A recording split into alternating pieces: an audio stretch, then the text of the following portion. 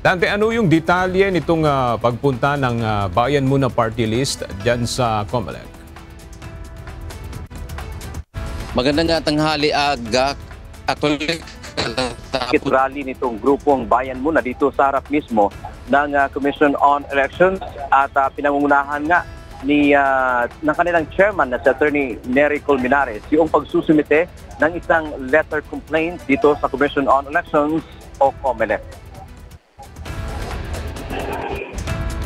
Nais nilang investigahan aga ang nagkalat anyang mga paninira o red tagging sa kanilang grupo at iba pang party list group ng Makabayan Bloc.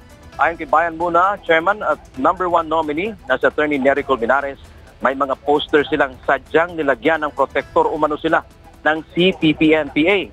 Ang Bayan Muna, ACT Teachers at Kabataan Party List anya ay party list ng CPP, NPA, NDF, terorista at huwag iboto. Ganito, nais ng Bayan Muna na makuha rin yung mga CCTV sa mga lugar kung saan may mga poster ng paninira sa kanila para maging ebidensya kung sino man ang posibleng nagkabit nito.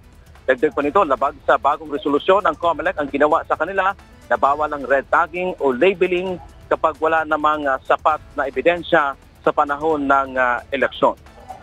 Aga sa ngayon ay wala pang o hindi pinangalanan ng Bayan Muna kung sino yung grupo na umano'y ng red tag o naninira sa kanila, bagamat nagbigay sila sa atin ng pangalan o mayroong silang mga suspetsa kung sino-sino o anong grupo ito na kung saan may mga poster di kasing hindi daw sila ang nag-post tulad ng mga nilagyan ng sa halip na Bayan Muna ay nilagay Bayad Muna. So may mga grupo na silang nakikita dito kung sino-sino ang mga ito, pero ang gusto lang nila talaga magkaroon ng formal investigation sa pamamagitan ng COMELEC para sila ay makapagsampa ng kaukulang reklamo o kaso.